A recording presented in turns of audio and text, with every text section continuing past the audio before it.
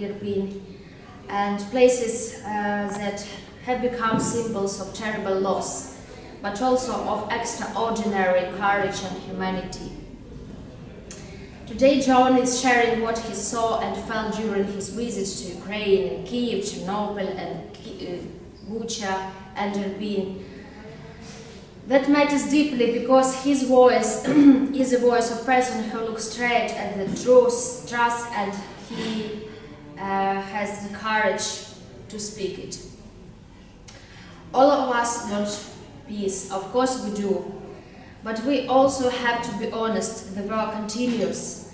While people elsewhere talk about peace agreements and negotiations, children are still being killed in Ukraine, civilians are still dying, homes, hospitals, schools are still being destroyed. These are not distant headlines and statistics. There are real lives, real families, real cities being torn apart every day. And yet, alongside this pain, there is another truth we see clearly. The more they attack, the more resilient Ukrainians become. Every strike, every attempt to break us only strengthens our unity and our determination. Ukrainians keep standing up again and again, helping another and defending freedom, not only for ourselves, but for the values that the democratic world claims to share. John, thank you. You are a warrior of light, someone who does not turn away from darkness, but walks into it with trust and brings the trust back to others. Your presence in Ukraine, your words, your book, they mean more than you can know. We are deeply grateful for your solidarity, for your courage to listen, to witness, and to speak. Thank you.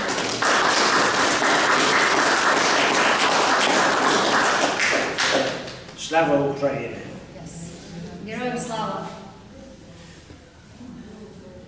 Did the war in Ukraine begin on the 24th of February 2022? It did not. And did it begin with the annexation of Crimea? It did not. And did it begin with the separatist movements that created mayhem in the Donbass and in the eastern provinces? No. The subjugation of Ukraine has been going on for hundreds of years, and the attempts by Russia, the Russification of Ukraine has been ongoing. So Ukraine, the nation that refuses to die, it has been going on for many years. It did not begin with we seem to think it began with a full-scale invasion, but it did not. It's been going on longer than that.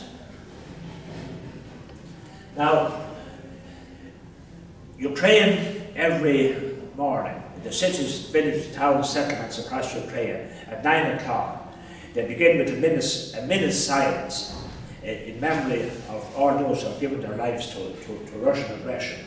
And perhaps that is something that we can do here to begin this now.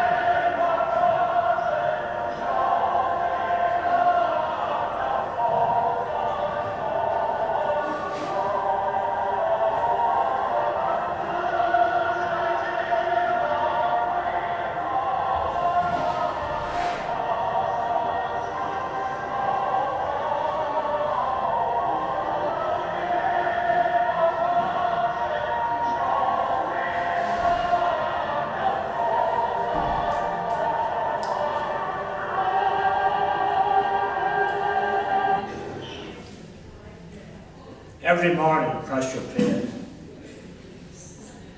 that scene is repeated. And you know, it's a testament to the resilience and courage of the Ukrainian people. Just to say about some historic connections between our homelands. I always like to, you know, when the Ukrainian people come to Tipperary, they see the Tipperary flags, and they say, oh, the great welcome, everybody welcomes us. They're Tipperary flags, not Ukrainian flags. But there are some Tipperary flags. But there is a great connection between our countries. In Ireland, there was a famine, a devastating famine from 1845 to 1850. And in 1848, about 50 kilometres from here, in a place called the Commons, Ballingarry, the Irish flag was raised for the first time on the 29th of July of that year, 1848. And on the 9th of October of the same year, the flag of Ukraine was raised over the town hall in Lviv, and a picture of the town hall in Lviv that we took there on our last visit. The Ukraine flag, the blue represents the blue sky, and the yellow represents the fields of wheat. Ukraine is the breadbasket of Europe. The great historical connection we have, of course, is that aggressive neighbour to our east, and we have, by and large, been at peace with our neighbour. And you know, we live you know, we do have our ups and downs, but at least we're not killing each other. Ukraine have had the same problem. And you see on the map the size of Ukraine compared to Russia. So, again, Ukraine, it is a testament to their courage, even though it's the biggest country in Europe, compared to Russia, it's a small country. The other connection, amongst many, but the other significant connection is the history of famine. And famine has been a repeating issue in Ukraine for hundreds of years. But the most devastating was in 1932-33, when an artificial famine was created to remove the farmers from the land to make way for the great industrialisation. So we have those things in common. To be able to these, our national flags, you know, the years of revolution across Europe, and most of all, famine. And there is nothing that unites nations like a history of famine, because famine is the ultimate subjugation. Like, we talk about nuclear weapons and we talk about all these things, but the weaponization of food is probably the most devastating, the vilest of all forms of weaponry. Just a little few things about the customs in Ukraine that I learned. We had it here, so Ian and Anna, correct me if I'm wrong, but the even number of flowers when you're going to the funeral, you do not bring 7 flowers or 5 flowers, you bring an even number.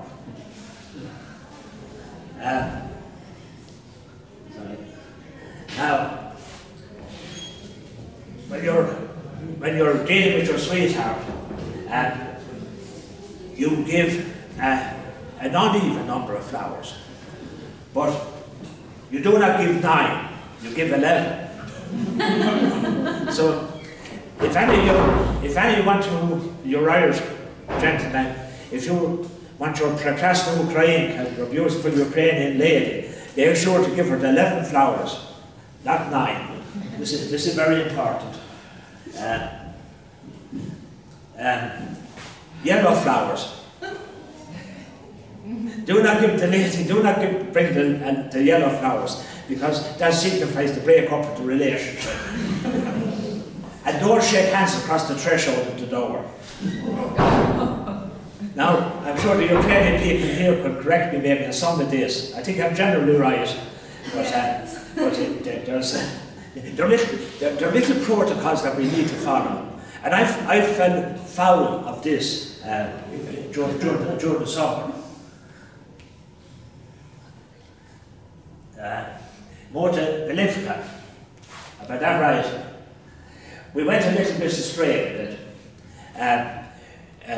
When I was going to Ukraine, there was a friend of mine, a Ukrainian lady, to book accommodation for me in Bucha. But as the day went on, there was no word from that lady, so we got on the internet and we booked a hotel in Kiev. Now, we got to Bucha, and on our way to Bucha, that lady, she sent me a message, she said, "Oh, I'm so sorry that the accommodation I was trying to book did not work out, but I found better accommodation." So now we had 2 hotels. So when we got to Bucha early in the morning, we said, my fourth-year journalist, Jim, was with me, and we said, we're not going to spend the day here, we're going to go into Kiev. And we went to the train station, and I said to the lady, I said, "Train to Kiev," and she was on her phone, she's there. But we got on a train that took us to Mota Belivka, and there we were lost.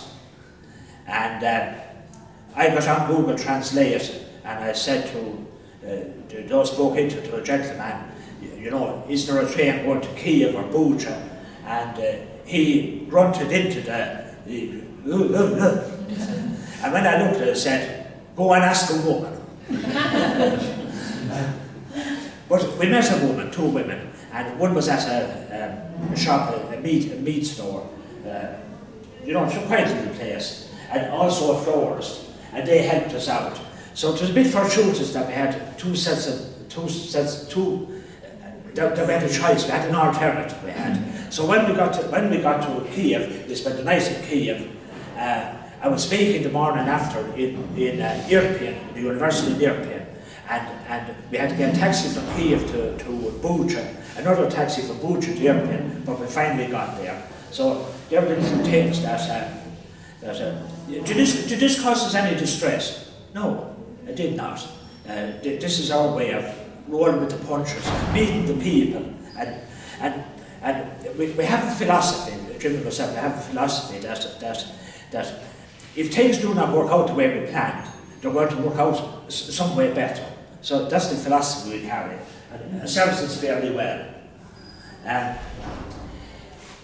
We're friends in Ukraine. Do you recognise any of those people, Anna? My friends in Colombia, Sofia Matruzak, Veronica Lipschuk, I think is the name. The beautiful Tatiana from Kiev, who is actually watching here on video from Kiev. Elena, who I knew in Torres, who has gone back to her homeland. There's a little story with these 2 ladies. If any of you recall the night of the launch of my book here, a man called Sandy Blackley from Fermoy, he came here and he spoke. And he was opposed to those 2 ladies in Fermoy. And they went back to their country. Bila Hororka, right? Bila Hororka. And he said, Sandy said to me, when you were in the Kiev area, he said, "Look up those ladies." And, you know, so I sent him an email, got their WhatsApp number, and we made contact. And Alona, lady on the right, she sent me her location on Google Maps. And we got a taxi to Bila Hororka. The taxi driver said, "There is the apartment." We rang the bell, there was no answer.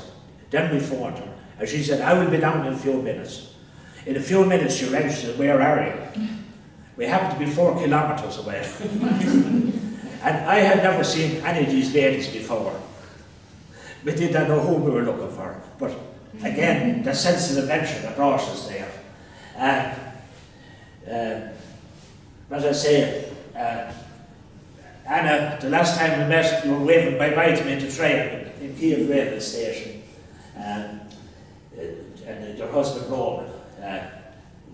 You know, lovely, you know, like when we talk about the war in Ukraine, like we're talking about something serious, very, very serious, loss of human life, terrible suffering, things that are unimaginable.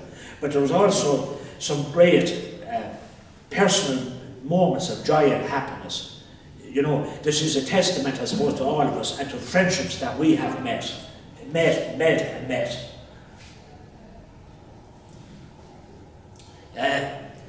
Ukraine is a nation of courage, a nation of culture. I suppose Taras Shevchenko. He spent most of his life in Russian captivity. He is referred to as the serf who became the father of the Ukraine nation. And Ukrainians today, they take their inspiration from Shevchenko, the great poet and the great painter. He was equally blessed in both regards. He was sentenced to 25 years of servitude in the Russian army. So you can see from the short life, and if you look him up, you know, on the internet, and the works that he completed, he was ranked with the great poets and the great painters of, you know, of certainly of the 19th century, if not of the modern era. But a true inspiration to all Ukrainians, and a true inspiration to all who cherish the idea of nationhood and love of nationhood. The Festival of Economia, just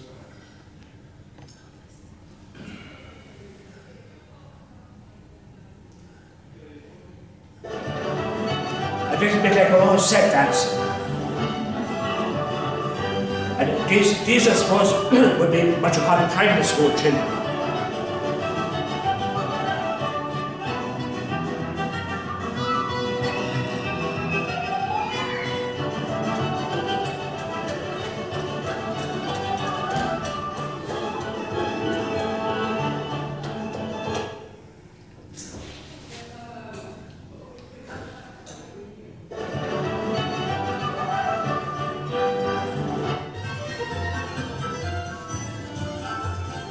These are the secondary school children I'm showing. I love this style.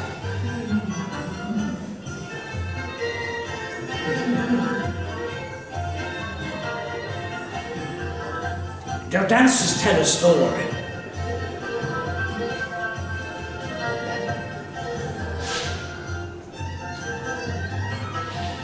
He's like me, Benedict and Eluded, crying out for love in his young life.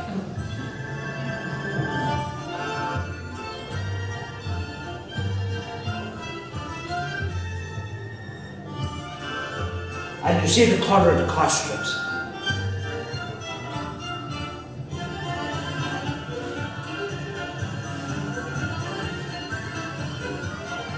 She's had nothing to do with the meeting.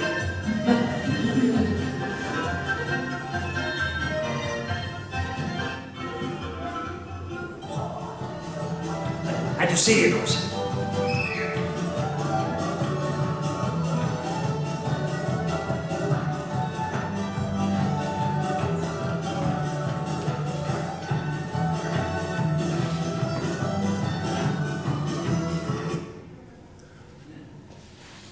Just say with the customs, it was Vishavanka Day when we celebrated it down at Borrisoleigh Community Centre. And we see the bread, and two young girls come up I was on the stage, and two young girls come up with the bread, to give me the bread. And I said, thank you very much, and I went to leave down the bread. I was looking to go with that one with my life, I was. In Ukraine, you do not leave down the bread. The Ukrainians honour the bread, and this goes back to the famines, the Holodomor. One of those girls I was speaking to, I think it was yourself, Anna, saying, like the bread, even what is left, we feed the ducks in the pond. The bread will not go to waste. And that goes back to the history of famine in that country. So you never put down the bread. So the next time the Ukrainians present me with the bread, I will leave it up. it was panic when I went to leave it down on the podium.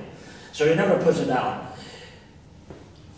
These images are taken from outside the Holodomor Museum in Kiev, and it's seen by the figure is of a young lady, but the feature is aged, and in the hand are 5 ears of corn, 5 ears of wheat. And at the time of the Holodomor, from 32, 33, if someone was caught with more than 5 years of wheat, they would be sent to Siberia, if not killed, if not shot. So, the reason the Holodomor happened was for the great industrialisation program. The great industrialisation program initiated by Stalin. And the wheat, the farmers were taken from the land. They were sent to Siberia. And people came in who know nothing about farming to work these collective farms. And the idea was that enough grain would be produced and exported to other countries that would fund the industrialisation. Now, a little bit in keeping with what's going on in the world today, there was an embedded reporter, as we would call him, Walter Durante, and he was in Moscow, and he was the Moscow correspondent for some of the New York Times or some of those papers, some of those high-profile papers.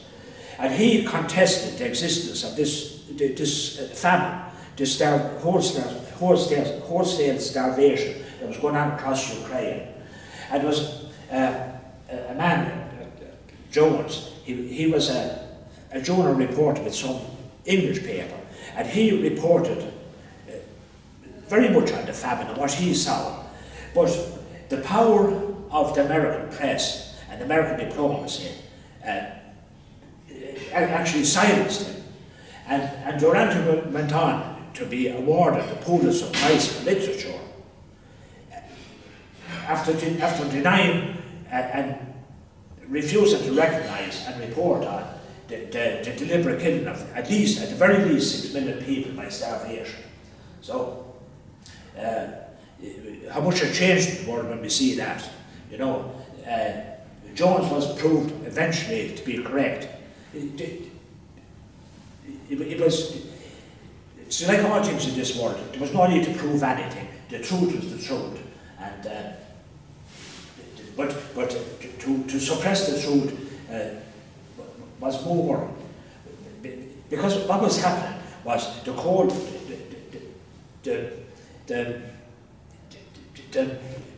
Europe between the wars, and when alliances were being formed, and it was important for America at that time not to upset Russia.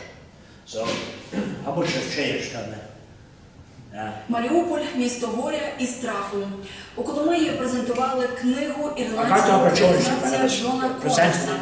Автор приїхав особисто, аби поспілкуватися з коломиянами і водночас висловити свою підтримку усім українцям, які сьогодні стримують російську агресію.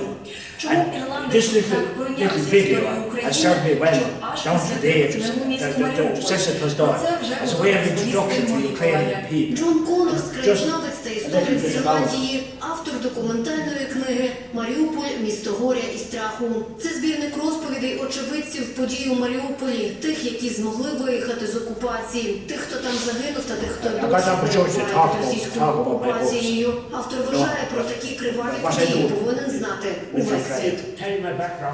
Я історик і маю досвід дослідження ірландської історії, зокрема історії революції в моїй країні.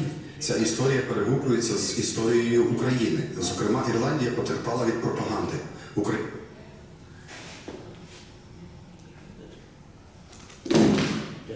Just when I go to Ukraine, and when I get the opportunity to speak at these places, and I've gotten many opportunities, I use this mostly as an opportunity to represent my country, and not how our government view Ukraine, but how I, as a member of the army citizenry of the country, as an army person, how our relationship is with Ukraine, and what we think. And just to give my own thing on it, Vita, one of these great women in Ukraine who understands Tipperary English perfectly, and that this year I spoke at a conference in King Dalalio University in Ivano-Frankivsk, and I'll just tell you a little bit more about that. But that little video has opened up so many gateways and passages to me to interact with Ukrainian people. Because like, when you approach somebody you have never met before, you know, you have to have some kind of a way of introducing yourself, and with language barrier and all that goes with it. You know, they can see, people can see that your purpose is legitimate, that you're not there to dance at the graves of people, that you're there out of human concern, which is what people want and appreciate most of all. I spoke also in King Daniel University last year at a conference, and the conference was about language. And I submitted a paper. Before I speak at these conferences, I have to submit a paper. And last year, the paper I submitted was A Language Beyond Words. Now, some people spoke at that conference about different translation apps that were available to translate languages. Others spoke about different aspects. It was about language. But my talk was about A Language Beyond Words. And when I was sitting down to write that, I thought about the air raid sirens. Like, it doesn't really matter what language you speak or understand when an air raid alarm sounds. Like, what does that speak to a person? It speaks a language of terror. You know, if it's in Ireland, America, England, or wherever, or Ukraine, the mother standing over the grave of their child, is the same in every language. And this is Vinashe Brati Sestre, we are brothers and sisters. And these are the things that unite us from an aspect of humanity. It's not, when we look at things from a political perspective, or a nationalistic perspective, we look at things differently. But when we look at things from a perspective of humanity, it's different. The title of my paper this year, when I presented at King Daniel University, was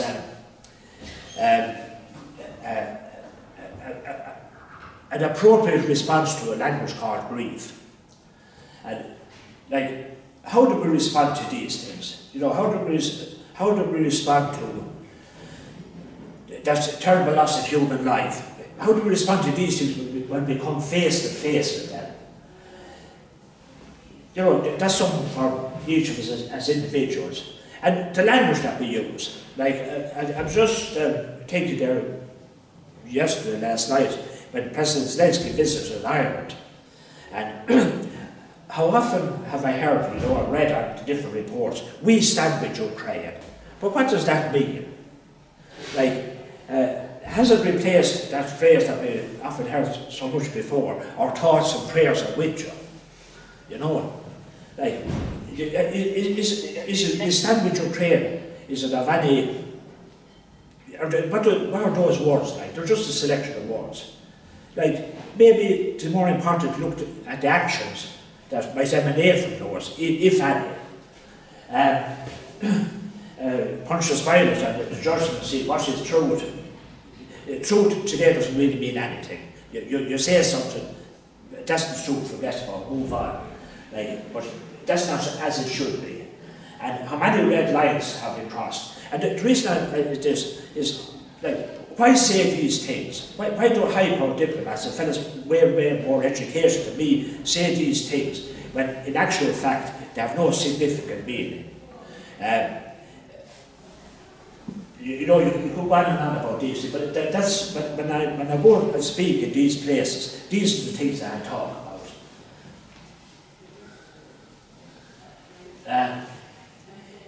I had the opportunity of speaking in Ivano-Frankivsk, the School of Science and Innovation, and we were at this, it would be the equivalent of the Young Scientists exhibition in Ireland, and you know, these are all age groups, you know, from primary school children up to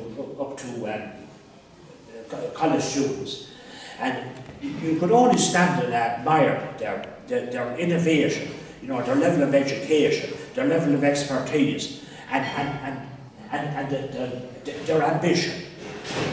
And how do all these things happen? You know, how did it happen for me? I don't know.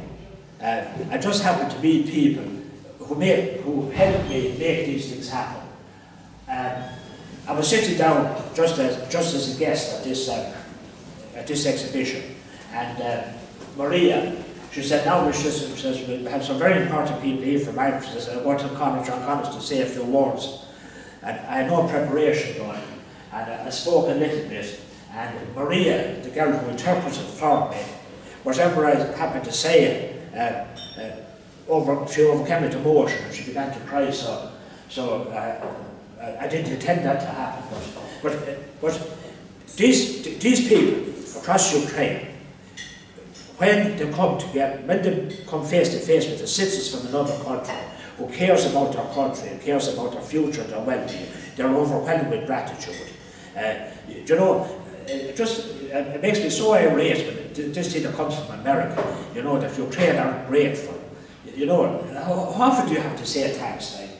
And actually, we shouldn't be saying thanks. Ukraine shouldn't be saying thanks. We should thank Ukraine for defending our front line, for defending our border.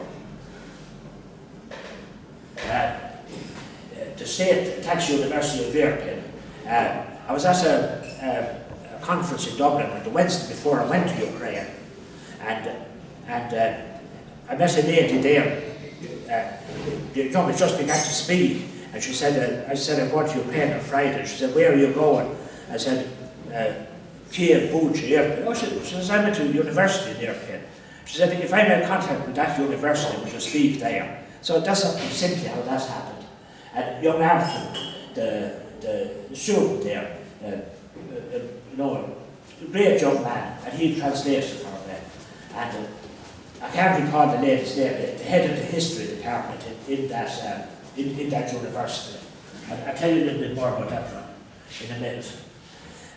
You see how thin the margins can be between life and death. The mobile phone saved that young man's life. You see the bullet. It was in his breast pocket, his mobile phone. The book, written with bullets. That young man wasn't so lucky. And these are the things. Those artifacts are on display in a military museum in Kiev. And if you ever happen to go to Kiev, I would recommend that you go there and see for yourself those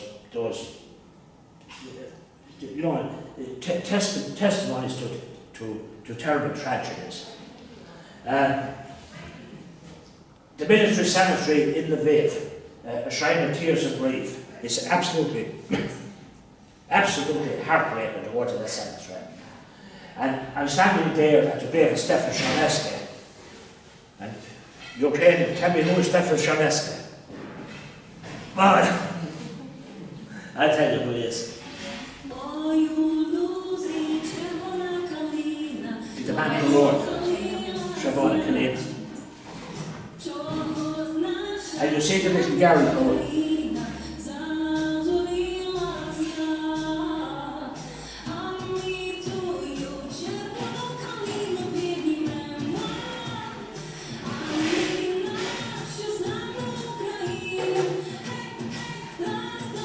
Now they have a mass as a German singer, as a mass rally in Berlin.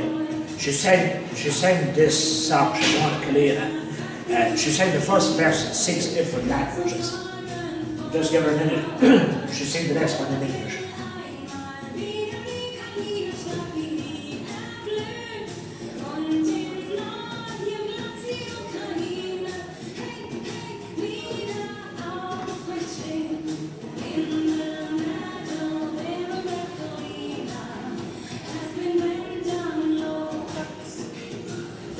It was the anthem of the siege riflemen of the Ukrainian army in the First World War. The Kalina is, in the autumn time, it's covered with red berries, and it weighs down the branches. And the berries represent the blood of countless Ukrainian martyrs.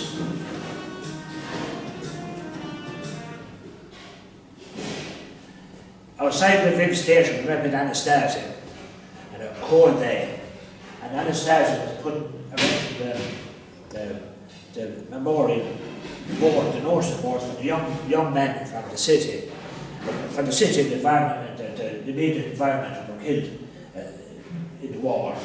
Their graves at the resting place in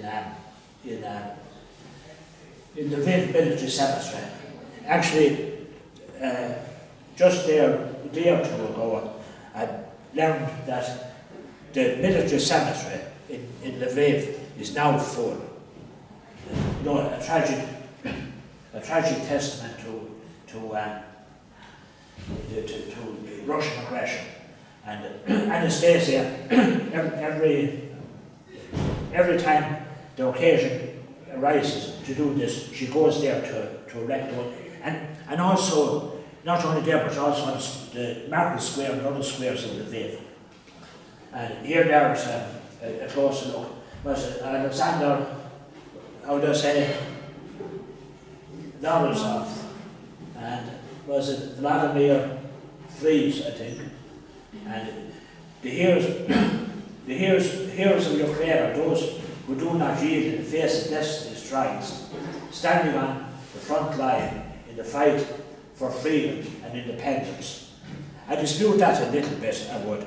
The fight for freedom, okay, but Ukraine is an independent country since 1991, and Marco Rubio, just the other day, he said about Ukraine, that to secure Ukraine's independence.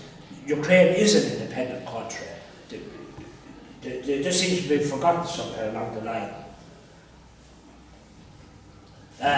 The soldiers from the respective regiments, they raised the coffins and bear them to the resting place.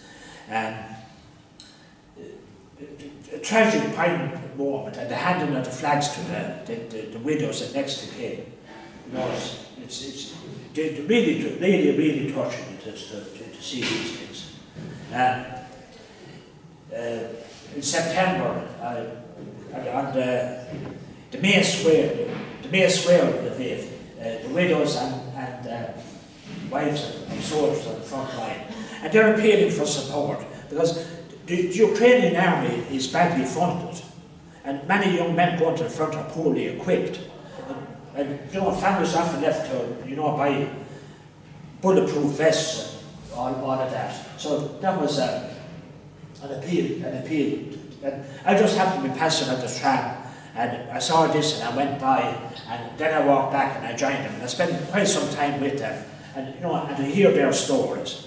And while they were there at a protest, down in the square, there were young men on crutches, some without double amputees, more with one leg missing, arms missing, and they were as if they were playing football, but tragic, absolutely tragic and heartbreaking to watch. Kiev, a tale of two cities. I'm standing outside the opera house in Kiev. My friend Tetiana is taking me to the ballet. And when we went to the ballet, I'm talking to Tetiana here, when we went to the ballet, after 20 minutes the area siren started. And John's first experience of the ballet was interrupted.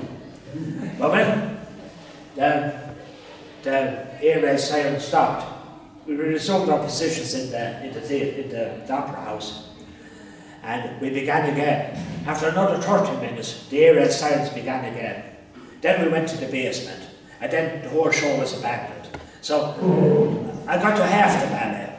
So I have to go back to Kiev for the second half of that ballet, Tatiana.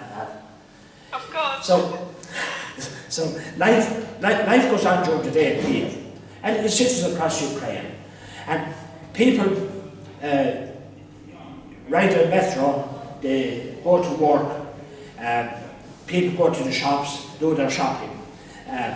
People, in the evening time, you probably see street entertainers, people busking and all of that. Then come the night time, people gravitate to the metro, to the shelters, the rule of two walls. People to stay in the corridors, that if a missile strikes, maybe the first wall will take the impact, and they'll be secure behind the second wall. The metro stations come alive at the night time.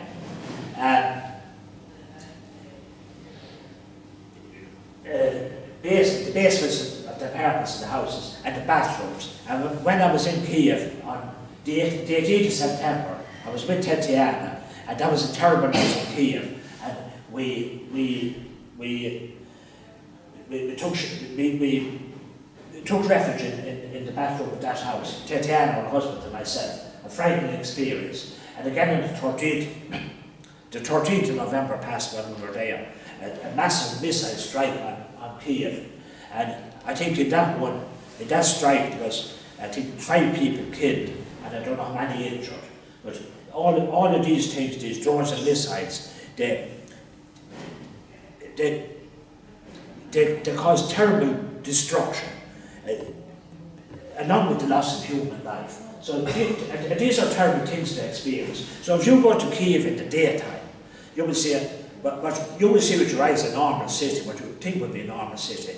But come night, and this has been going on relentlessly since the change of administration in America. Is that coincidental or not? I don't know. Or certainly since the first Trump-Putin talks. The Orange Revolution. I love Ukraine. So the Orange Revolution was 2003, I think, 2003, 2004. That's when Lukashenko came to power. And he came to power, offering the people to gravitate away from the Soviet Union mindset. Now, in Euromaidan in 2014,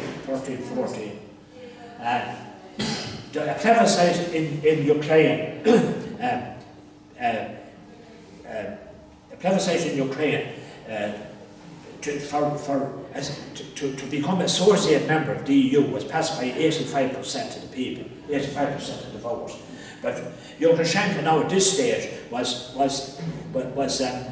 in the grip of Russian dominance, and he refused to act upon that.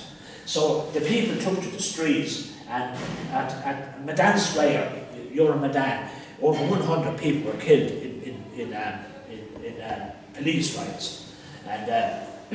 But the people prevailed, and the regime took place, and the change of regime took place. And this is the indication of Ukraine's spiritual destiny is towards Europe, not towards Russia. Now, it is made of metal. Yes, and it's made of metal from captured Russian army, and it's to the farmers who came to Ukraine to help with Ukraine. Most of those have come in a capacity, not as mercenary fighters at all, but as technological experts and medical people and such as that. And you see, was a Church of Michael the Archangel, I think, in Kiev, and they're saying so Sophia Square, is it? Oh, Jim, correct me. No. That's St. Michael the Archangel is that end of the square. Tatiana, you help me out. St. Sophia's Cathedral is at the other end. Help me, Tatiana, please. but it is full of scrap of captured Russian army.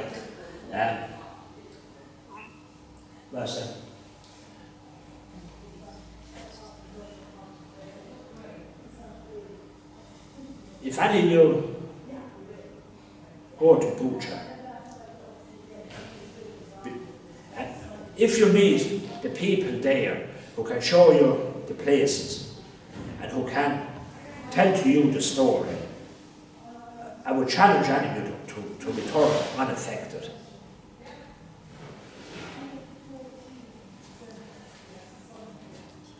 I had the privilege of meeting this man. Tatiana again introduced me to him. We talk about glory to heroes, Heroium Slam, Dmitry Gavchenko.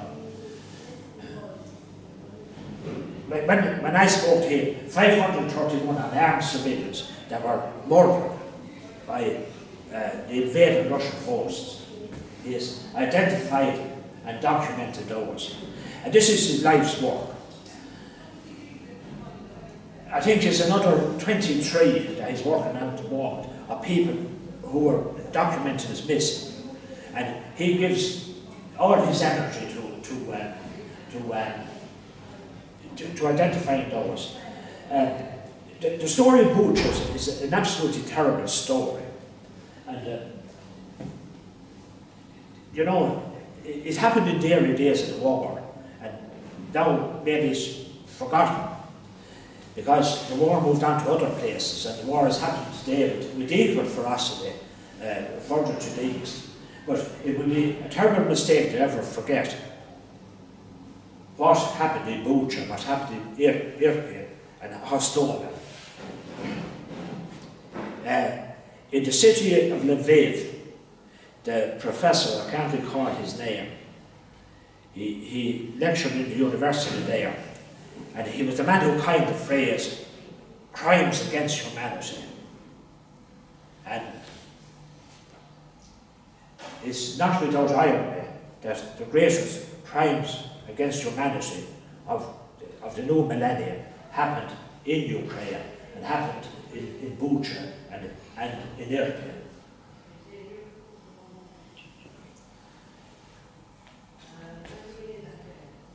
We see there some of Gavchenko's team, the work that they do, you know, exhuming bodies, documenting the dead, and giving them a decent Christian burial, and giving closure to their families and their loved ones about the terrible tragedies that befell them.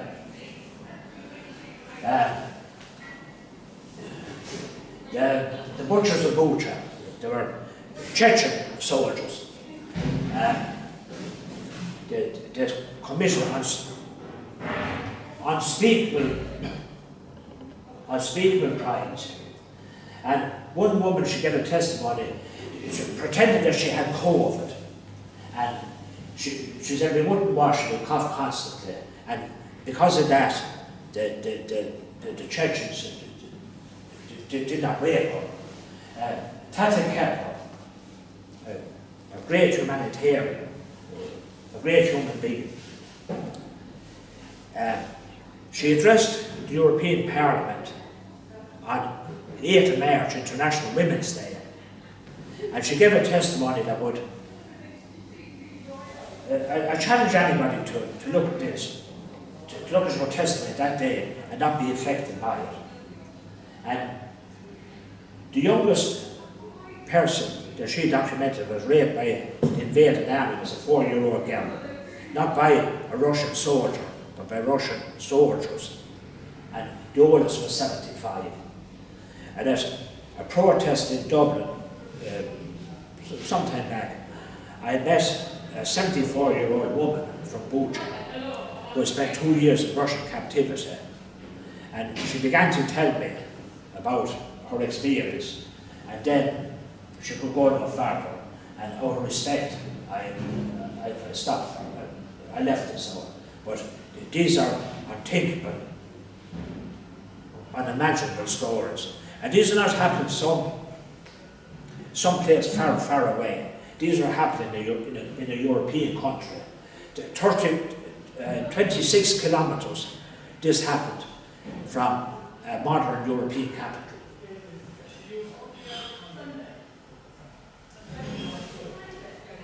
When the Russians came to Bucha, they thought they were in Kiev because there were street lights. there was asphalt on the streets. There was bathrooms in the houses, and they looted everything that they could, and they took the toilets out of the houses because they didn't, where they came from, there was no toilets in the houses. They took these as if they were trophies, and some of them stole washing machines, and they opened the washing machines and put in toiletries and shampoos and any valuables they could, just to loot and take as much as they could. And this is some of the stuff that's in the museum in Kiev. And this is a sad testimony there about papers that were found on a young soldier of the Russian army. And sadly, he was a Ukrainian from Luhansk who had been fed in the dice with Russian propaganda. And he wrote back to his mother in Luhansk that he had come to Ukraine to kill Nazis, and he was so proud of what he had done, you know. And you know, he was killed. Nothing was safe for sailors. On the left, it's a little video, but it's just a panoramic of where 119 people were buried.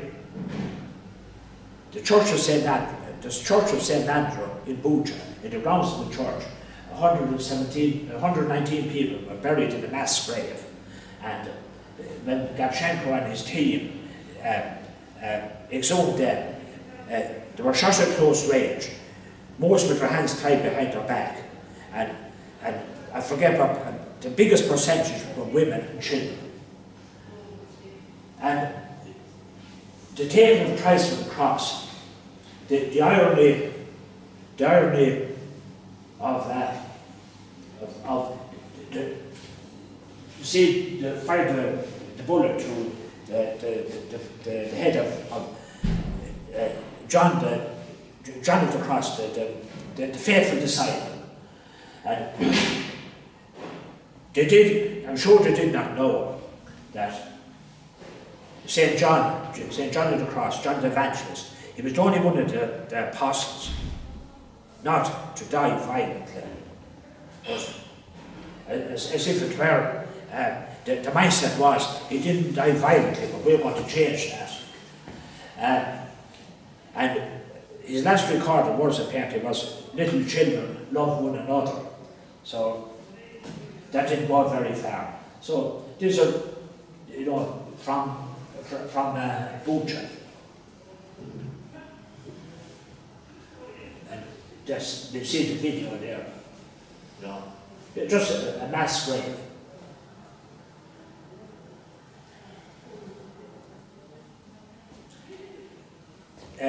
Bucha was under siege for 33 days. And I can't recall, but quite in one basement, something up to maybe over 120 people kept in that basement. But the stories that emerged from that were stories of resilience and courage and heroism.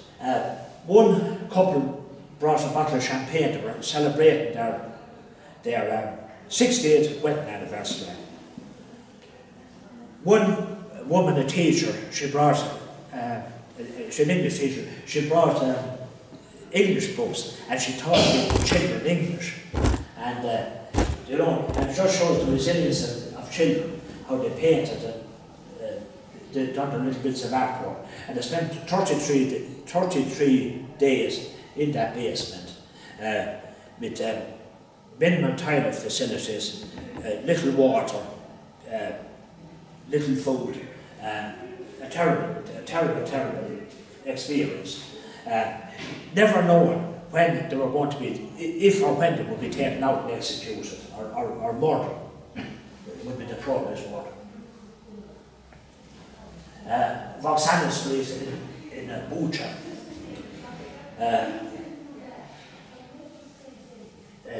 Young Arton and Jim, as it is today, we took that photo in November, and there it was when the Russian tanks were when the Russians were cleared out of Bucha and their tanks were attacked on Vauxhall Street, and these people did nothing wrong. Howard Buffett, a great man, he donated the money to restore that street, and you can see his motivation. They did not deserve this. They did not ask for this. It should not have happened to them. They have lost everything, you know. So in the middle of all this, the suffering and tragedy, there are still great people, war is like an X-ray. It shows up everything. It makes good people better and bad people worse. It amplifies everything within. And Vauxhall Street, the story of it there,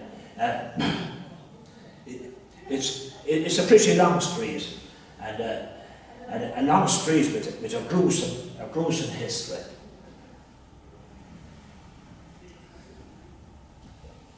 And as you go through Bucha, you'll find these boards that interpret the happenings of those days of the war. And like, how many English-speaking people go to Bucha? You know, outside of humanitarian people. But don't avert your gaze. Look, remember, tell. And that's what I try to do.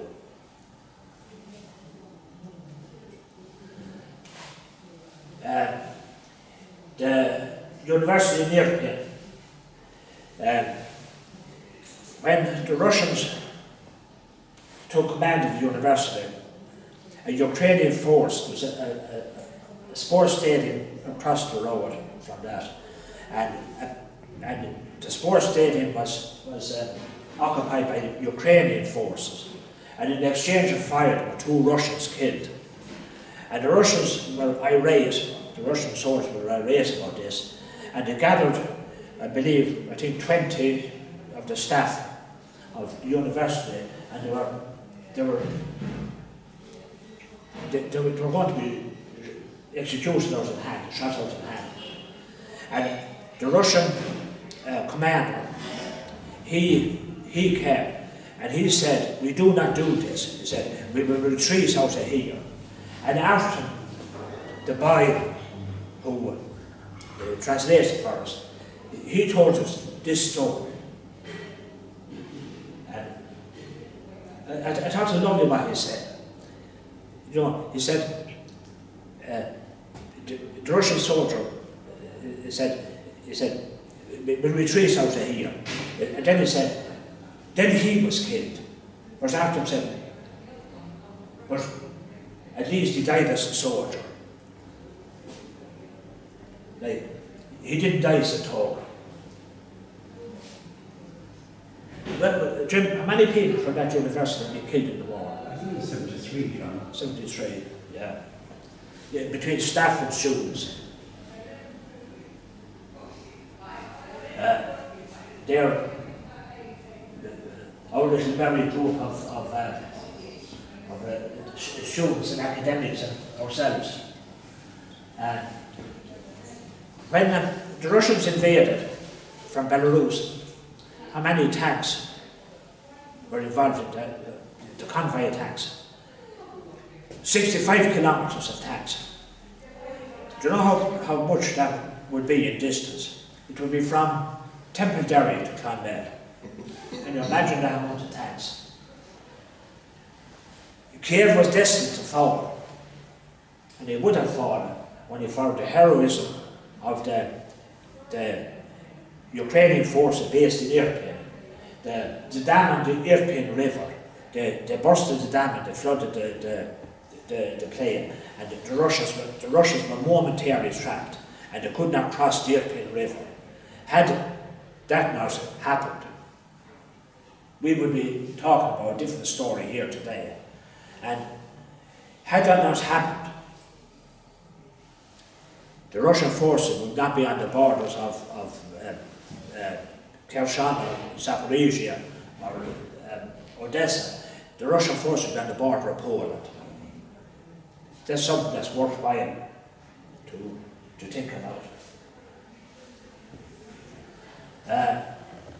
When we went to the university in Irpin, I said, the Wednesday before I left for Ukraine, I did not know that I'd be speaking at that university. I did not know of its existence. But when we went to that university, the welcome that we got was absolutely amazing. And I was telling them about my intention to write a book about Irpin and Bucha, which I will do. But they appealed to me and to Jim to write something to remember their heroism in that time of war. The heroism continues today. Alona, the girl in the pink top,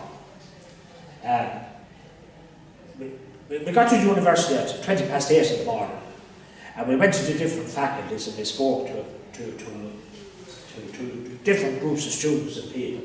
And at 1 o'clock they could take no more, because they had got no sleep the night before because of the horrific missile attack that was on Kiev. And Alona had to go back to her daughter, and Galena, the lady there, she was her mother, and they were just, the staff and students, everybody was just tired out and stressed out from the experience the night before. And I was there with Jim. We were there for 4 days in that area, and that's how it affected me. Can you imagine what the life of somebody who's been there now for almost 4 years? Students from the different faculties, the lady, the head of the museum there, a lecturer there, absolutely amazing people. Amputees, the personal experience. In the city of Columbia, I was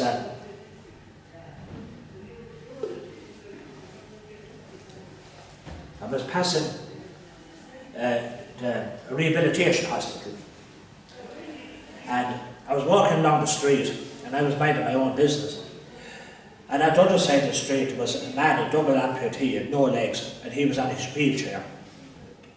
And he was wheeling his wheelchair, and I was walking. And when I got to the top of the street, I was going to walk to the railway station, and I turned left across the pedestrian crossing. And he, at that moment, decided he was going to turn right, and on his wheelchair. So he turned his wheelchair, but there was no gradient on the footpath. And when his wheelchair came to the edge of the footpath, when the footpath reached the road, it turned over, and he fell out of the road. Now, he literally fell into my arms. And I could not speak to him. He spoke, and I was pretending, to try to be calm, try to console him some way. He became irate. No help we got. But help eventually did arrive. We somehow got him onto his wheelchair. And before the help arrived, he held on to me and he would not let me go. And when we finally got onto that wheelchair, I left at it. Now, I'm sure that man has forgotten me. But I can't forget him. And this is the experience of war. And for Ukrainians may return home and they come back from the war. But a part of anyone touched by war will never return. And that's my experience there. Another experience I had was with my friend Tanya here in looking at us here from Kiev. And that night when that missile attack was on Kiev, and we were there in the bathroom, you know.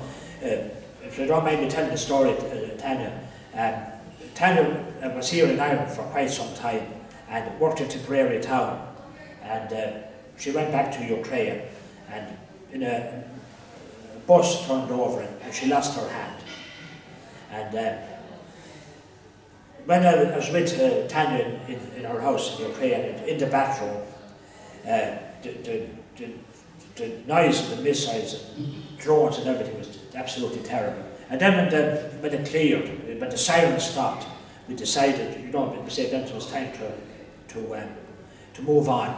And I reached out to help Tanya up from the corner, you know, and then, you know, it just struck me then, like, this girl, you know, has lost her hand. And, you know, how, like I said earlier in my talks, you know, how do we respond to, what's the appropriate response to a language called grief? And these are questions, you know, that I ask myself, and, you know, I challenge each of us to, I challenge myself, and I challenge each of you and everyone to challenge yourself on these things. How do we respond to these things, you know? And there are many more stories like that, but that's probably enough to... Bucha, you go across any town, city, village, settlement in Ukraine, this is what you will see. And those are the images from Bucha, the young men and women, many women who have been killed in the war.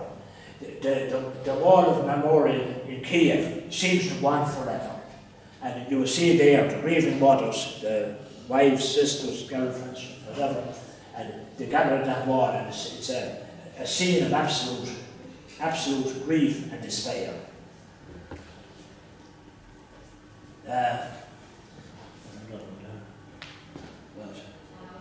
In Colomia, same story, you know. And every time I go to Colomia, Lviv, Ivano-Frankivsk, these like before they were on the main street, now these are on the side streets. And if the war continues, sadly, will there be enough streets? Heroium Slava. What does that mean? What is it? In English, it's glory to heroes. And what is a hero? When we went to Bucha, this by Artem, he was working in the hotel. And when we checked into the hotel in Bucha, Artem said, I will take your bags to your room. And then, you know, he made a conversation with us. When we had a little food to eat, he approached us, he said, I'm from Bucha. He said, this is my city. He said, I'm very proud of my city. And we have a lovely park here. He said, would you like me to show you that park? And we said, of course. So, you know, we had a conversation and he showed us the park. And, you know, a lovely, lovely young man. And he told us about his father. His father was taken prisoner on the second day of the war, and he's still in Russian captivity. And from the stories that emanate, that he can emanate from, say, wherever he's held captive, he is subjected to some terrible treatment. If and when his father is released, he will then join the army. He is a trained soldier already. Now he's the sole breadwinner for his family. And today, our last day in Bucha, I said to Artem, I said, you know, is there anybody, maybe somebody in the city who could show us, you know, the places where these things happen?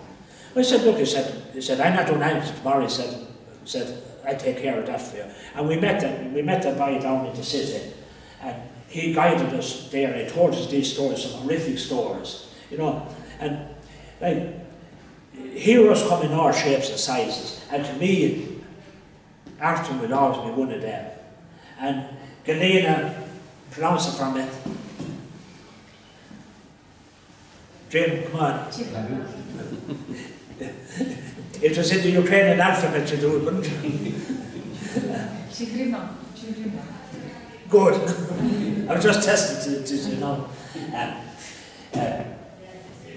Galene is an administrator at the University in Irpin, but in the time of the invasion, she was a lieutenant colonel in the defence force of the army in Irpin.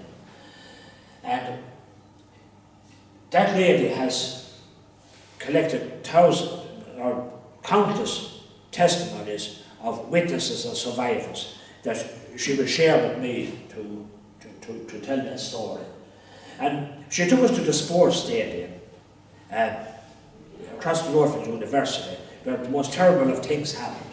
And I could see then how that lady would command respect as a military officer. And the stories she told were stories of unbelievable heroism. I have to say, when I meet these people, I feel so insignificant compared to them. The people who look after me when I'm in Ukraine, my guardian angels, Artem, he was the man who interpreted in Irpin, in the university. You know, a lovely young man, a well-balanced young man. Do you recognise this woman, Tatiana? Tatiana is looking at herself. I didn't see it. Yeah? I can see properly. Yeah. That's your Tatiana. You're famous in Borrisoleigh. Yeah. Oh. Yeah. When I was in Ukraine in last June, I was out of the blues. I got a message from Tatiana to come to visit Kiev, but I couldn't at that time. So in September, I went with a friend of mine to Krakow in Poland, and we were there for 3 days. And I said to myself, now this is my opportunity. I'm very near Lviv, and I will go over the border to Lviv, and I will go to Kiev. And I went to Kiev, and Tatiana took care of me for 7 days, and treated me like a lord. My good friend Sophia and Andruzak, the first family who I hosted were from Colombia, great people. Sophia has a little shop in Colombia, Propaganda, a clothes shop. And every stray dog that's in Colombia finds its way to Propaganda. And every hard-luck story that walks the streets finds their way there. You know, what is that? A young lady with a big heart, you know. And on the top, Christina Zaykova, she's my contact in King Danilo University. She's a tutor, a lecturer in language studies, and you know, a great friend of mine. Tasha, very interesting. When I spoke this year in King Danilo University, the head of the faculty said, "Johnny, so this year I have a great surprise for you." So he introduced me to Tasha. He said, "This lady will translate for you." And I said, "Tasha, do you understand the Tipperary English?" She said, "I hope I do." She said, "I spent 2 years living in Kaya."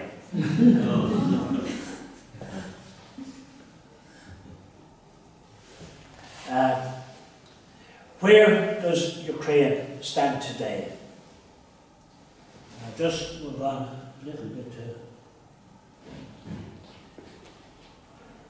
where the Dnipro stood 2 days ago is summed up in these pictures. A missile strike that killed, I think it's 6 people at the moment, has injured, I don't know how many, but quite a significant number, and I just want to say a little bit about that. And here's what this man Sergei wrote about that. He said that the Dnipro shook after the explosion, and numerous ambulances. Ambulances would be, you know, whatever would bring the injured people to the hospital. went to the reception department of help me with this. It's hard to be strong when rockets are coming. Dozens are critical and severely injured, a lot of women.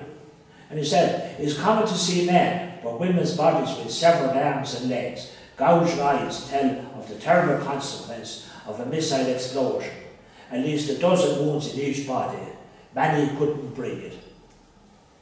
All surgeons and anaesthetists at the hospital stand in the operating room, saving the lives of simple people from Dnipro.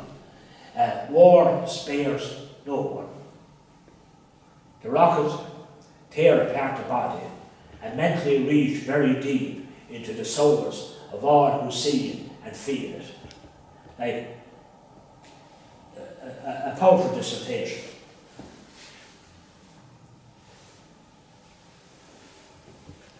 So that's where Ukraine stands today. If I had heard the news this morning, there was probably something similar from Odessa, Kharkiv, Kherson. This is reality for Ukrainians every day. There is actually no place safe in Ukraine. When we were in Crimea, there was a missile strike on Chernobyl, and at the last count, I think it was 39 people are dead, and there's 6 presently missing.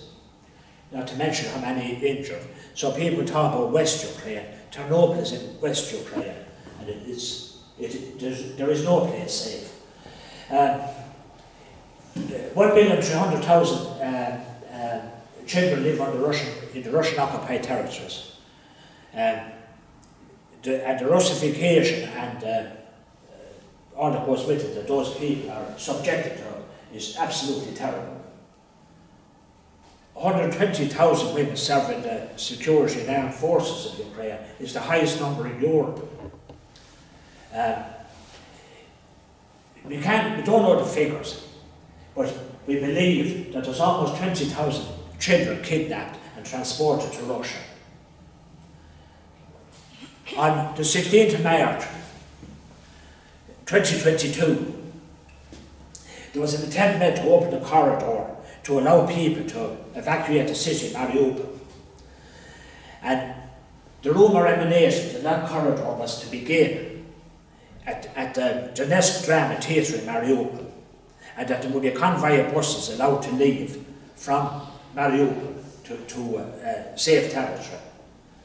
And it's believed that at the very least 600 people went to the theatre in the hope of evacuating the city. Men climbed to the roof of the theatre, and in paint they wrote the word children in Ukrainian language. They were not 10 minutes down from the roof when the Russians bombed the theatre. And at least 600 people were killed. You see, we don't know because of the occupation, the missing people can't be counted. Now, in Mariupol, where the theatre once stood, is now to be converted into a dance theatre and a playground.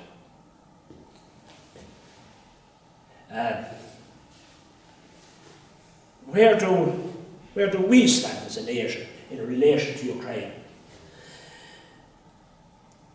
Are we affected by the war in Ukraine? And are we aware of the cyber warfare that's taking place? And I'll just give you an example of that in a simple way.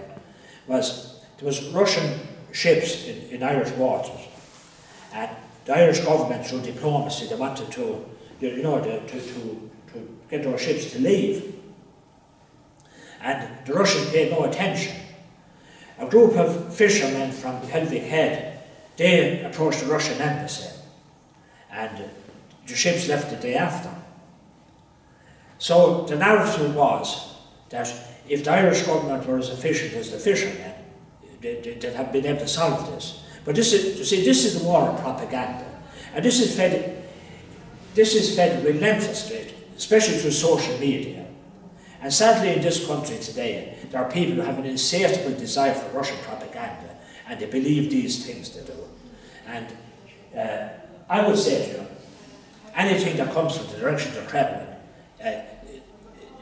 do not believe it, or simply treat it with extreme caution. And again, how do we respond?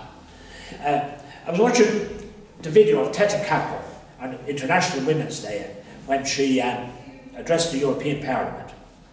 And sadly, on that occasion, some MEPs preferred to play with their phone than to listen to this heartbreaking testimony.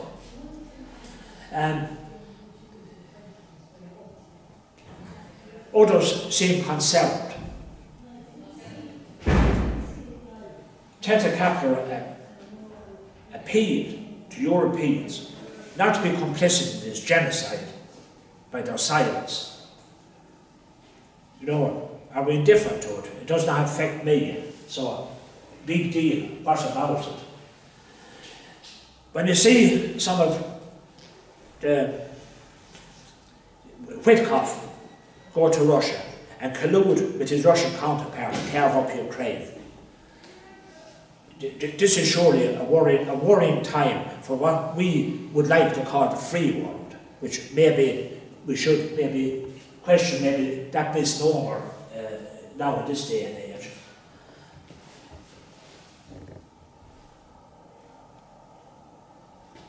Chernobyl, the siege of Chernobyl, on the 19th of November last, and we were in Colomia, that's just a short journey from there when that happened.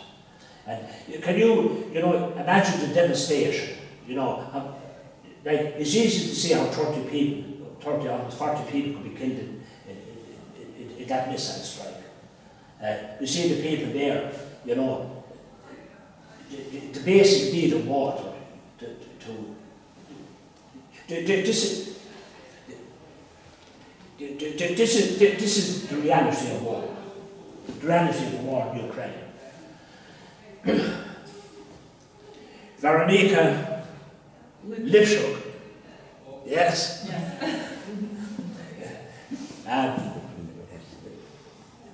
Veronika and myself are very good friends with her, and a wise young lady. And in my opening page of the book, I have this quote that she gave to me one time. She gave this to me in a message. She said, "It challenges the intellect of the human mind, and it destroys the structural values of the heart. That one would not be outraged by the idiocy of the statement that black is white." We live in the book 1984. And we've heard plenty of statements lately that do equate to the expression that black is white. And like I said, what is truth? And this is the world in which we find ourselves today, and rather sadly. When I was in Ukraine in September,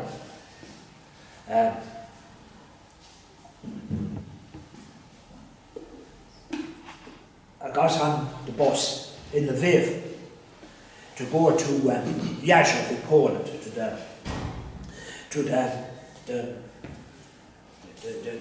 the airport to go home. And the bus was delayed for 7 hours at the border. So when I was sitting on the bus, a woman sat beside me.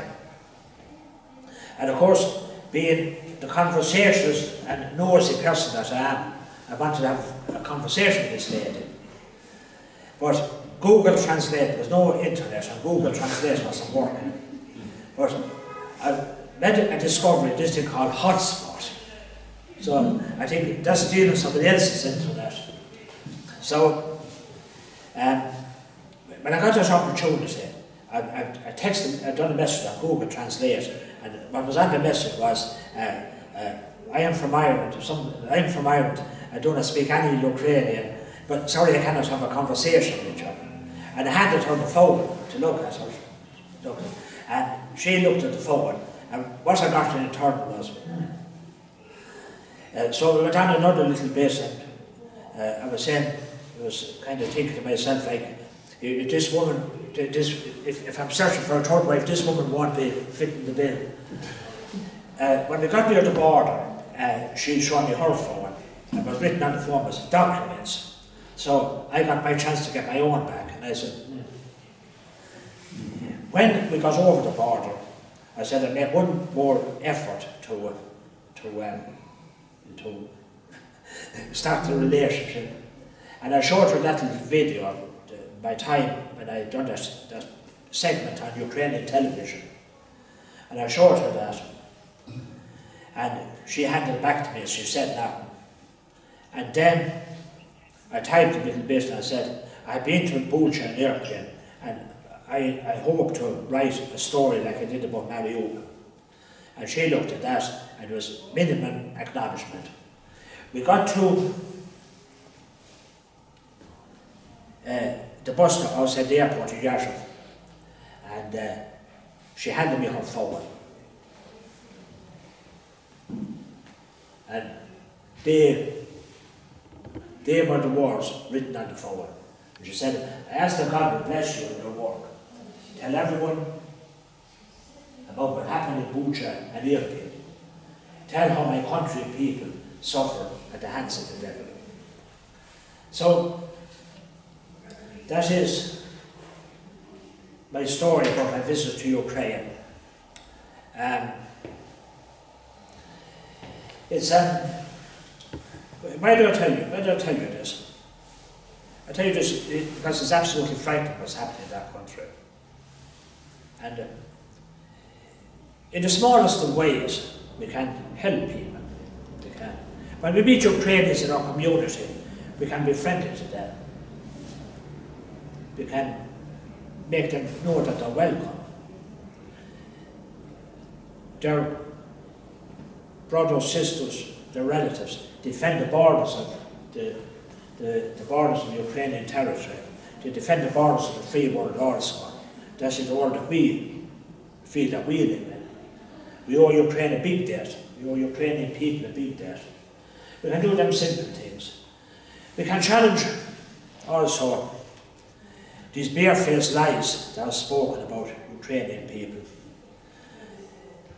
When people say that Ukrainian people come here to take from us, that's not true.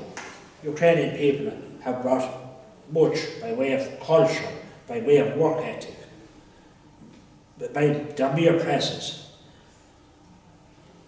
I'm only a citizen of Ireland, but my life has been enriched by the presence of Ukrainian people here. And I'm just like any ordinary person. That is an option for any person to avail of if they so wish. We've had some great days, we've made some great friendships. What else can we do? You know,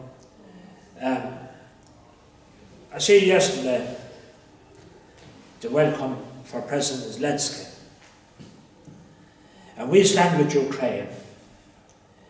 If a Ukrainian person comes to Ireland tomorrow to seek refuge, if they come from Ternopil, from Odessa, from any of those places where we looked at there, they're given 30 days accommodation, then they fend for themselves.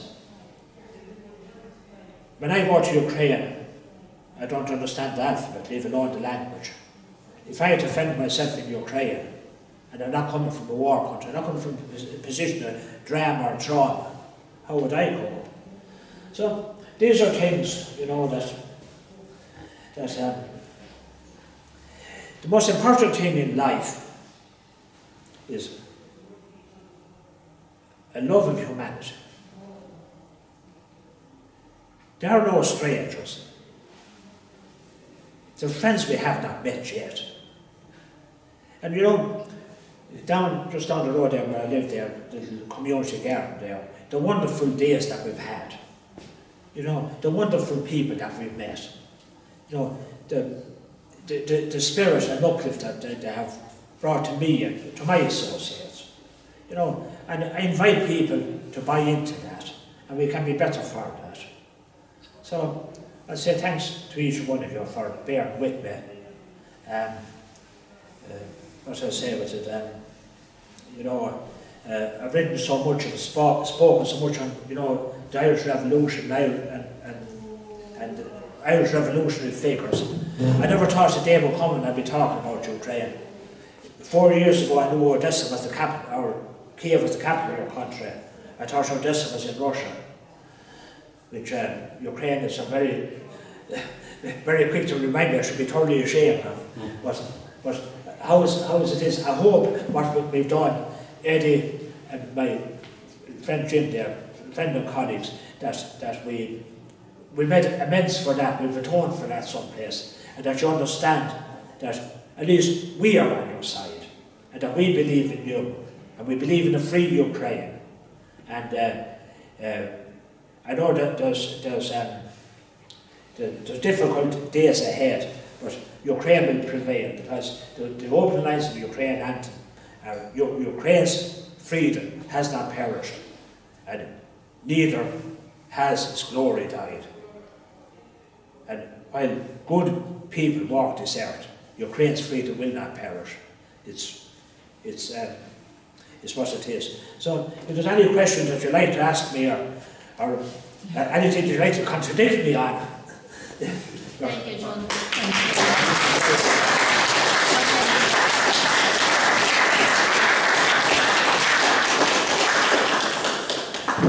Now, I want to introduce you all to a lovely young lady. A lovely young lady here. Hello. Now you go. Hello. Hello. Tatiana got shy all of a sudden.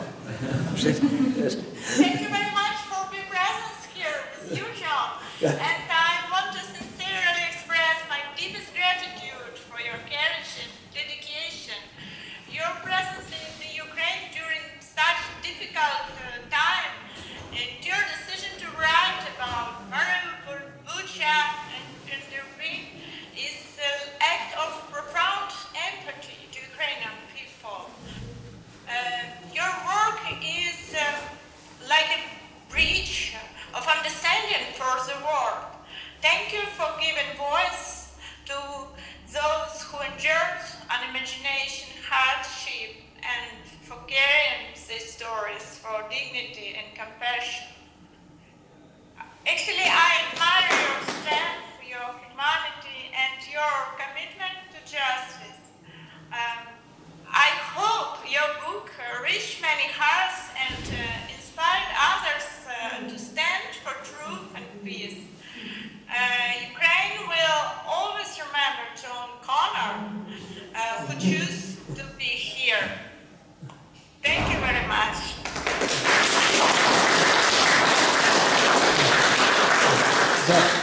We said to Tatiana, duże dobro takio.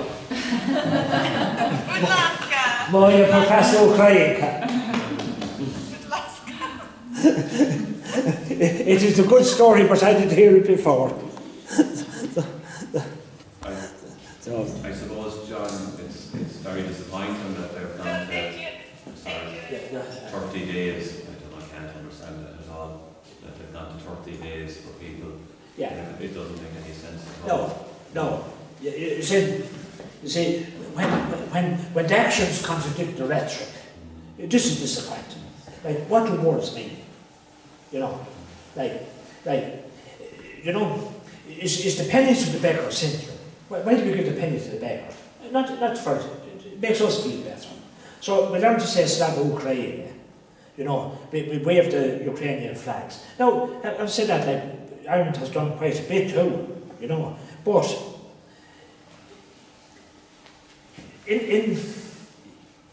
as the situation is today, Europe is under attack. Like, it's not just missiles and drones, but it's also the cyber warfare and all this other stuff. Look what's happened to our health service at the time. And we need to be aware of this. And, you know, that young boy, Arton, I don't know what age he is. Like, I thought he might be 22 or 3. He said something to us in Bucha. He said, freedom is not free. He said, freedom is probably the most expensive thing that there is. And this is reality of this. Like, we owe a debt of gratitude to the Ukrainian army, the Ukrainian people. If not for them, the Russian tanks would be on the border of Poland today. And you know, and a short memory. I came across a piece in the newspapers in 1956. Here in this small village, a group of people got together and they raised a generous amount of money to send to the people of Hungary after the Soviet tanks rode into Budapest. Just a small village. At that time there was no internet, nobody here in Borrisoleigh had television, but the people here done that out of solidarity with people who were suffering under Soviet oppression. Now, what do we see in Hungary? A gravitation back to imperialism and subjugation, you know. So it's just a pity that the government is squeezing. It's this winter in particular. Yes. They should have actually had more in Ireland, because this is the hardest winter they're going through. So it's disappointing on one hand to see them squeezing any Ukrainians that come in. Like 30 days is not. It's irrelevant. Now, I will say one thing, but in the context that we are gathered here, is there's all these things are going on, and people invest quite an amount of energy. They're talking about, we say, the White House, we've got Trump, Putin, all of this, and in that realm, we are just spectators in a bigger game. But as individuals, what can we do? You know, and like everyone here and everyone out there has a power that the President of America does not have. We have the power to make one person's life better. And, you know, if we maybe do that, you know, form those friendships, let people know that we care for them, you know, contribute in whatever way we feel is appropriate, you know, but certainly not, I would just appeal to people, do not buy into this hostility and this stuff that's peddled on social media, like, it has to be disturbing, like, when you see these nefarious characters stand for election, and people will say, like, oh, you got 3% of the vote. But the character left down there in Mitchelstown, he got 29,000 votes. Don't mind the percentage, right? That's an awful amount of people who share that hostility to other human beings. You know, so I would... Jim, have you anything to add to all of this, have you? No, I think you've covered nearly everything, John. Sorry, that's good. I think one problem, one negative is the corruption. Yes. This chief of staff being found. Yeah. So can you enlighten anybody in that, you know? Corruption is endemic in Ukraine, in Russia, in all ex-Soviet countries. It began with our Maxim. They pretend to pay us and we pretend to work. So, if you go to the dentist in Ukraine, if you don't give him whatever, he'll take out the wrong tooth. That girl Sophia, she went to this driving school and she did very well. But because she would not give the exam, whatever number of euro or hryvnia, she was the only one who didn't pass the driving test. So it's endemic. Now, we say, a dentist taking out the wrong tooth, or that's one thing. But like, when somebody walks away with $100,000, was it $100 million? Like, that's treachery, it is. And how many bulletproof vests would that buy for young men of the army? So this is a mindset, like, that has to be, like, it won't stop in the morning. Ukraine will still have its problems. Now, you see, I travel quite a bit to Bosnia-Herzegovina, and that's independent since the Dayton Peace Accord in 1996. Every driver has the equivalent of €5 note wrapped up in his driving license. You know, it goes with the territory, it does. And it's something. It's something that has to be challenged. Now, we think of this another way. Like, not so long ago, we had all these tribunals here in Ireland that basically kind of cleared up that. But we're near enough 100 years independent. And I say this then, with that, you see, all this has happened. But like, how relevant is that to the guy who was on the wheelchair that fell into my arms? So, we would always find a reason not to do something. And we find many reasons not to do something. But I say, let's find that one reason where we can help, you know, where we can intervene. But, you know, the corruption, there's a lady in Tipperary town. She has a place where she pays people toenails and all of this. And a Ukrainian girl went to her, you know, to make an appointment. And she wanted an appointment myself for Thursday. And Marita said, sorry, she says, I'm booked out. She says, Thursday week be okay. No, I have to, no, I can't do it. No, this went on. And then she said, offer her €20, you know. Like, and she didn't need to do that. So sadly it's a mindset, it is. And the same, like they pretend to pay us. So, like, the poor dentist, like, he's getting, I tell you, when I was in June, when I was in Ivano-Frankivsk, I met this lady there, Penny Luda, and she was a retired teacher, and she was asking me what was the economy like in Ireland. And I said, you know, I said, it's pretty good, like, what was opportunities like for employment, you know, tax obeyed. And she said, you know, I said, look, I said, in Ireland we have a minimum wage. And I said €14.50 an hour. Maybe it's a bit wrong in that. And she thought for a while. And then she said, would you take me to Ireland? And she said, if I was to go to Ireland, she said, if I was to work for 4 hours, that would be my pension for 1 month. So, when we stay in Colomia, Roman and Tatiana, they're music teachers, their salary is €315 a month. So, if somebody comes to them with whatever number of euro to help pass the exam, like, the need for survival can drive you to amazing things. Just think of corruption, chicken and egg. What comes first? Poverty causes corruption. Corruption denies foreign investment. The cycle continues. Lack of foreign investment creates poverty, creates corruption, and it is where to stop. But John, give an outstanding answer. It was a good story, but I heard it before. No, it's very, very good. John, you were just saying there about the prices and things like that. Do you remember when we took a taxi? Yes. The taxi, Yes. I think, to the European University. It was worked out about €4. Yes. And we told that to somebody as how cheap it was. And he said, well, that was a bit dear. Do you remember that? €4. You know. But the other thing I noticed there was, you were talking about everything that happened with the missiles and all that. But I was very conscious of the last 2 days we were there, when it started snowing, it got a bit colder. Yes. And because of the strikes of Ternopil, the electricity supply was going out a lot. Yeah. And we were down walking at night time for an hour. Yeah. And we found, with no street lighting, how dangerous it was to walk.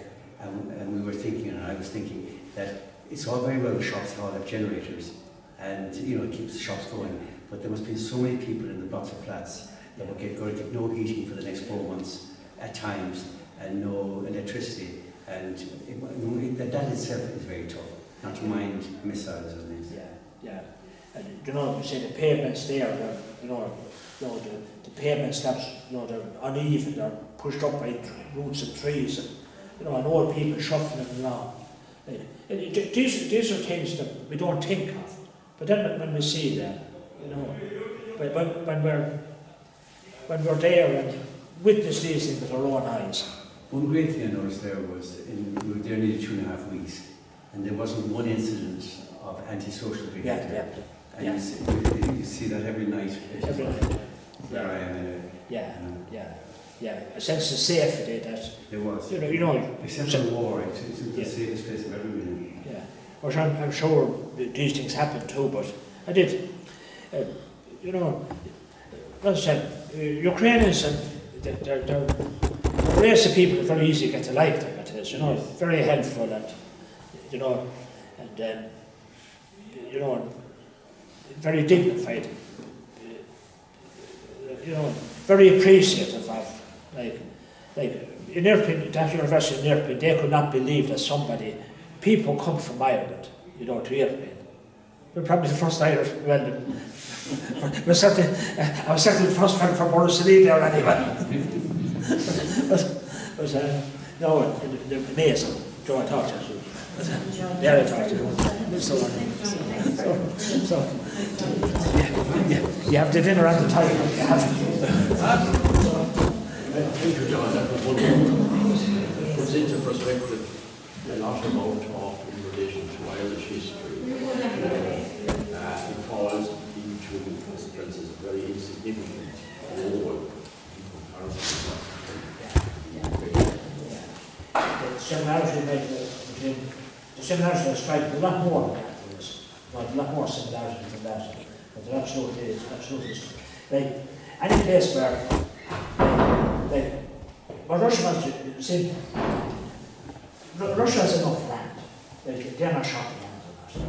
It's about subjugating, they say, the culture and the language. And, you know, what is Ukraine?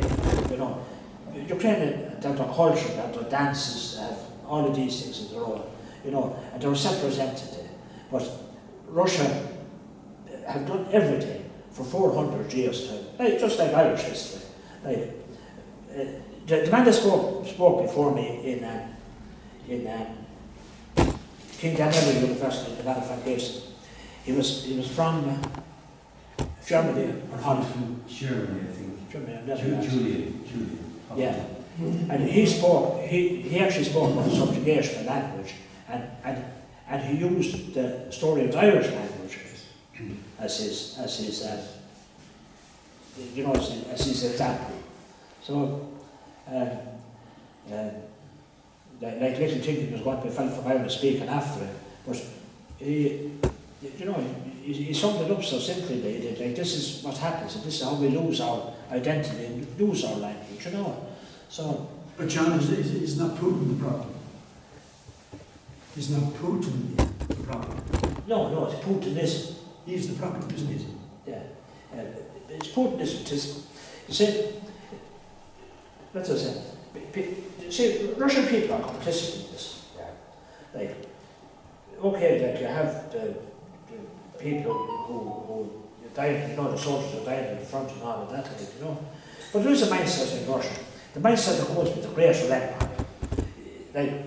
Like people talk about tyrannical empires, and an empire by his nature is tyrannical.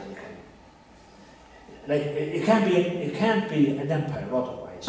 So this is what Russia sets for, and there is the mindset. You know, my father, my grandfather, the father before him, they gave their life for the fatherland and the motherland. No, and you're talking about an incessant diet of maybe 3, 4, 5 generations of propaganda. And this is wall to wall, morning to night. And they're fed this, and they buy into it, you know. And like, sadly, that's the way it is. Does Putin not want to recreate the USSR? Oh, he does, yeah. Why does, yeah. He does. But you see, Russia is not a country, as we understand the country. Russia is a mafia, run by oligarchs. And Putin is the chief oligarch. Yeah, he's the useful man. But Putin was in the KGB, and with the breakup of the Soviet Union, he came to St. Petersburg, and he happened to worm his way. Somebody told me he was a taxi driver, and he happened to worm his way to Yeltsin's inner circle. Now you look back, you look back to the history of that. Gorbachev came to power, and he wanted a policy of openness and transparency. What happened? Yeltsin stepped in, or Yeltsin was pushed, a womanizer, an alcoholic, a repulsive human being. And what was his platform? That the reforms wouldn't happen quick enough. But that's what he said. But when he came to power, he retracted everything that Gorbachev had begun to do. And you see, it's not Yeltsin or any, it is oligarchs, these mafia types, and they actually run the country. So Russia is actually a third world country that happens to have oil and gas. And if the sanctions, if the sanctions were properly placed on Russia, the war would stop in a week. But there was a drone taken down in Dnipro or in Odessa, and when it was taken apart and dissected, 15 of the components were manufactured in Europe. That's food for thought. How is that happening? You know? So, where there's money to be made, these people are there. You see it there, like we say with America. America treats Ukraine as if it were a plot of land that's for sale. And it's a transaction. But we say the thing, the inherent love that people have for homeland, you know, where their people are buried, you know, where they were born, where they went baptized, where they went to school, where their friends live, where their people emigrated from. This doesn't count in this thing, it's just a transactional, it's just a business thing. But life isn't like that. You know, in the civilized world, life isn't like that. So, this is what happens, we're all unlucky. Ukraine is unlucky as well.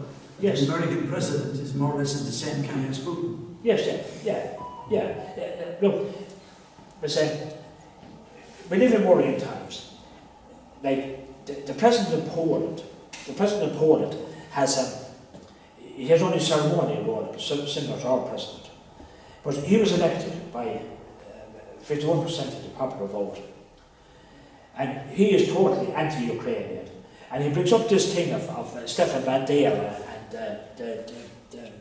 the West Ukrainian Republic.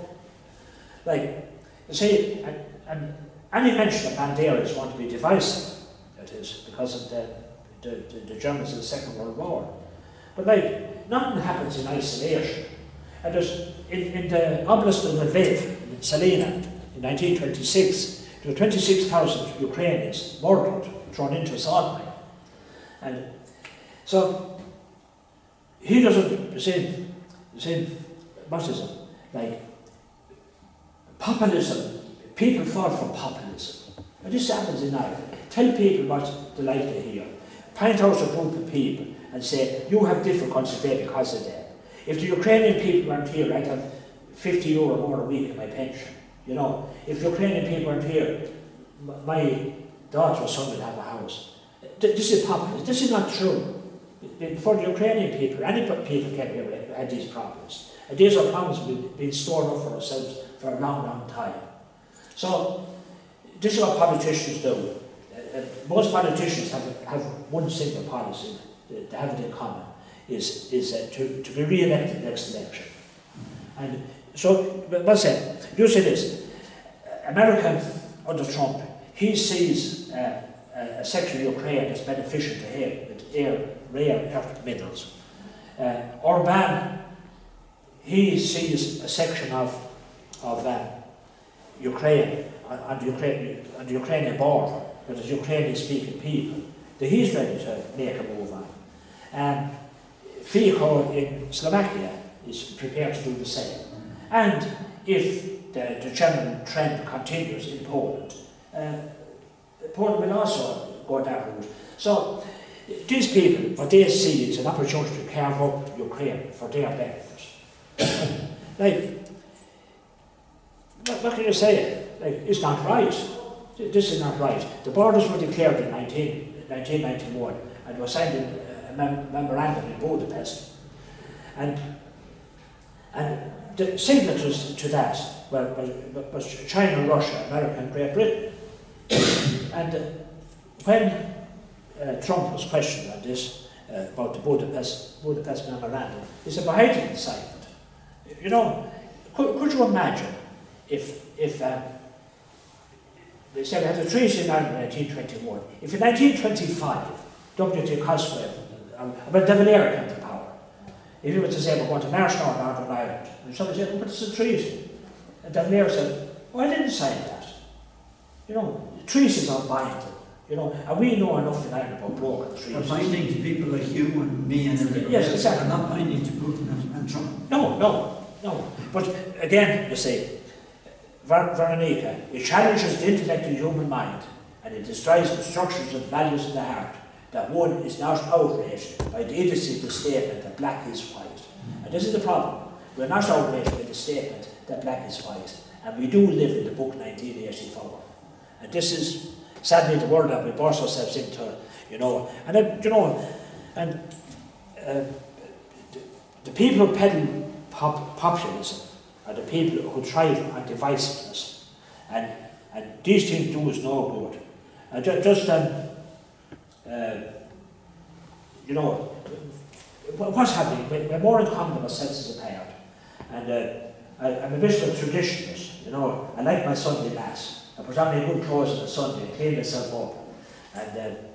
And I got to, no, there's no Sunday Mass in Borrisoleigh, so I go to Temple Mall. And when I was in Ukraine, I missed 3 Sundays. And before that, there was something at the church here, and I missed 1 Sunday. I was going someplace else another Sunday, and before that I was over in Croatia, so I missed quite a number of Sundays. And when I came back from Ukraine, I was sitting down at home one night, and Messenger, Facebook Messenger, and message on it, dear John, I haven't seen you at church for a long time. Is everything okay? I hope you're all well. A young Ukrainian lady, salute, just salute. Have we ever have a conversation? Before the Mass in Temple Moor, that missed me going to Mass. Like, these are the kind of people we're talking about, you know. So, well said, just saying, I am proud to be associated with Ukraine. Ukraine is a nation of courage. Thank you. Much